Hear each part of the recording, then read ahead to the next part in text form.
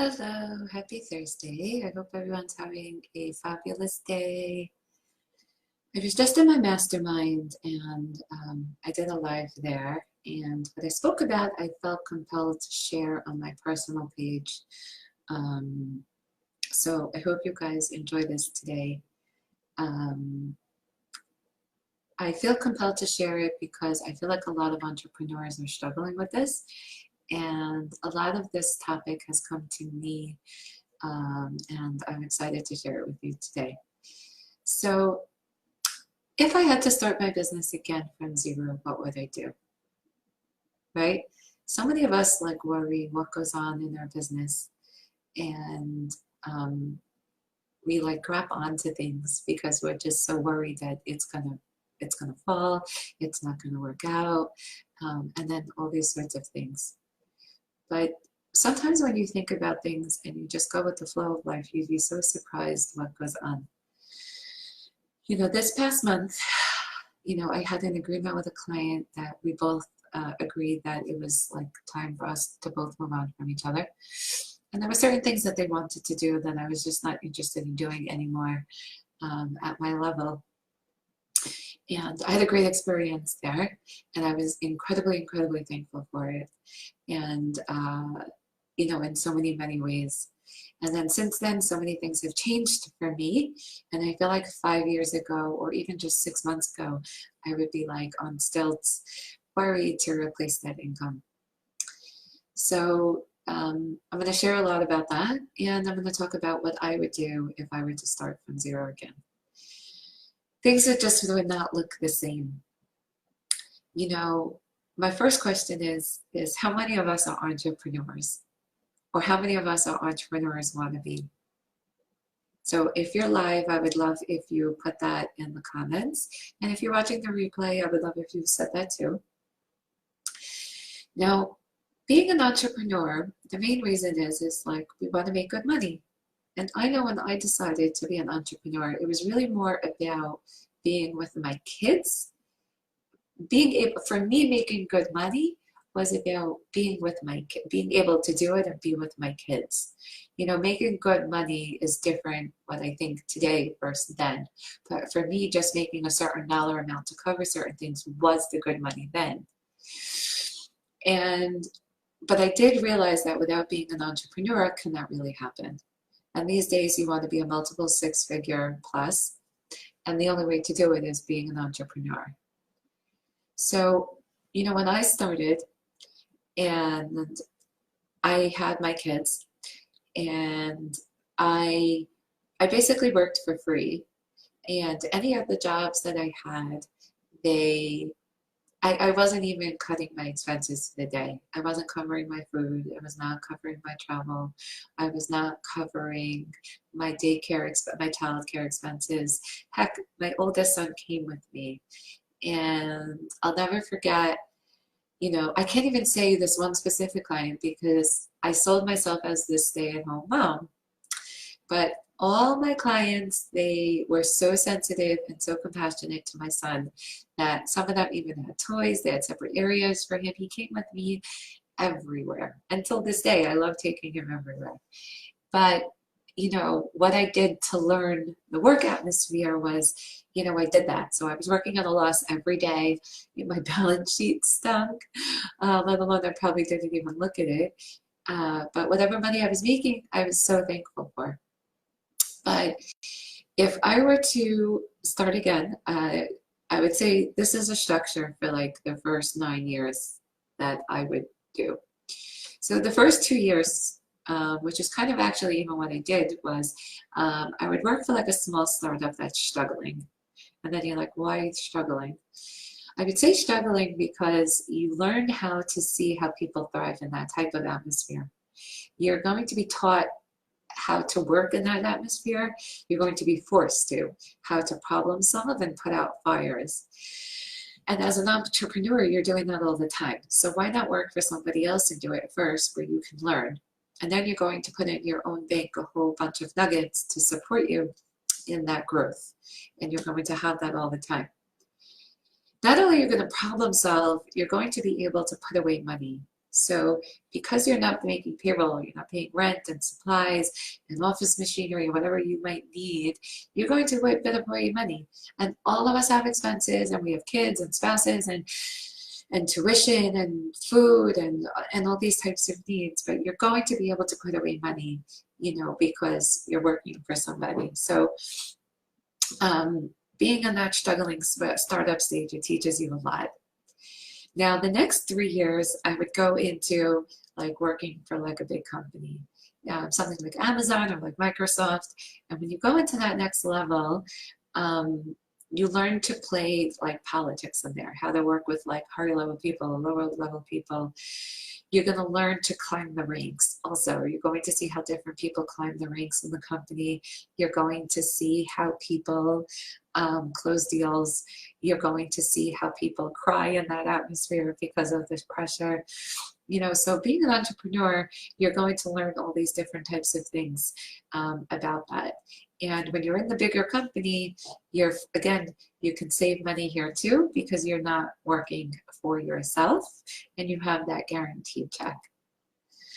Now, the next one is kind of like the scarier phase, where we're like, you're working for like $1 million, like from the $1 million to the $1 billion industry.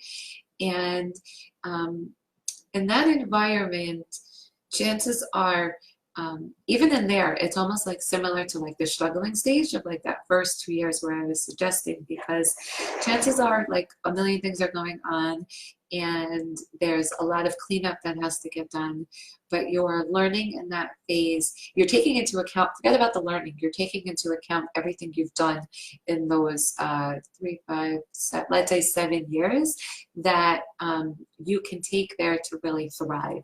So now you're becoming like this honcho, you're becoming this powerhouse where you're in there, and chances are you're also coming in at a higher rank. Now, at that point, you can go back into like a startup phase where somebody who's growing quickly, and you'll play a bigger role quicker, or at this point is a great point for you to be an entrepreneur. It's a decision depending on your growth and what you feel and what's going on in your life too. And at this point, you know, you've put in the bank all these people that you met for the 7 to 9 years. You are, not only you're putting in the bank all the people, but the different things that they're going to do to help to support you. You're building relationships, building relationships, building relationships. I can't say it enough. Keeping in touch with everybody. I mean, I'll tell you, when I first started MBS, you know, one of my competitors, he came to me to buy me, and I said to him, why not make friends with me? And the cost, I'll never forget that day, the cost that it took me to go to him was more than what I was making at the time. And I went to go see him and everything like that. So I'm like, now we're such great friends. So you never know how things are going to work out. And keeping in touch with people is really, really important. Now, when you have all these people, you can recruit them. And it could just be that, like, they may not be ready right now, but at a point that they will, or even temporary work.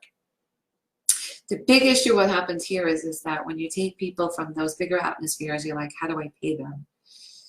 You know, you can offer them some type of equity into the company, some type of distribution, so that you don't have to feel compelled to take out these big loans, so that you can have these types of people on your team. Because that's a chance in itself. Even though they worked in the other companies, it doesn't mean that they're going to work in your atmosphere. So why do I share this? You're kind of like, you know, if I'm already an entrepreneur, I'm not going back into the workforce.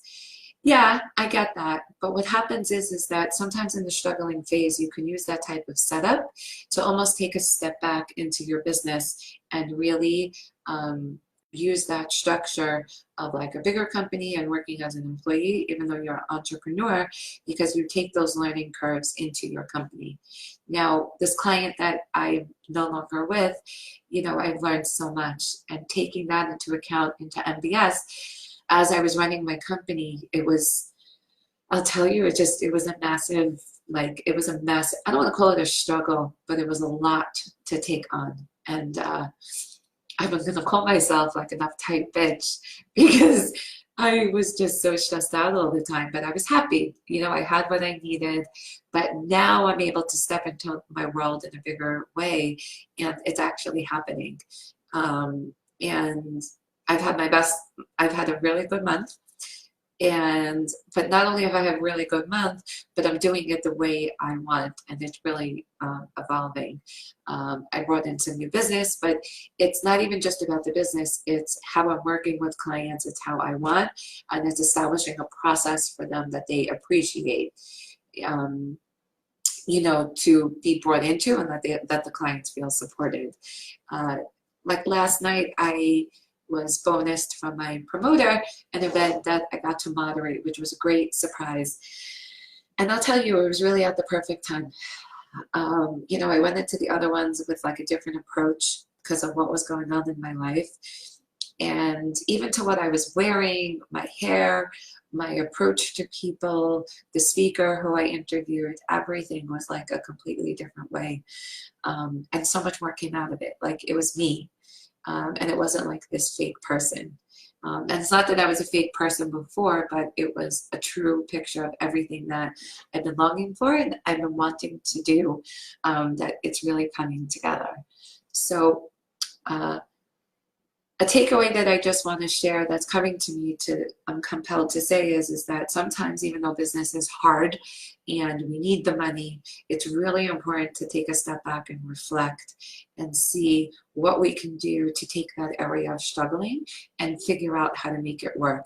It's the hardest thing to walk into in the area that we're struggling. To walk into, and I'll tell you, it's painful. And for me, that pain, it sits right up the neck, and it goes into my shoulders. I'm going for all sorts of massages and all these things to get through it. But when you keep on going through those doors and you keep walking through it, it feels so great because one door closed, another one opens. And then as the answers come, it feels magical. So I hope you guys enjoyed today. I'm really excited that I got to share this.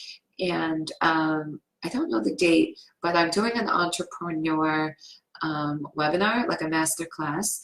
And these are the types of things that I'm going to build into it, that when you're building a business, some of these types of things that I talked about today, and some ways to balance in terms of the business, some key tips. So if you're interested in the entrepreneur to learn more, I would love if you put your email below or send me a message so we can invite you. They're going out soon.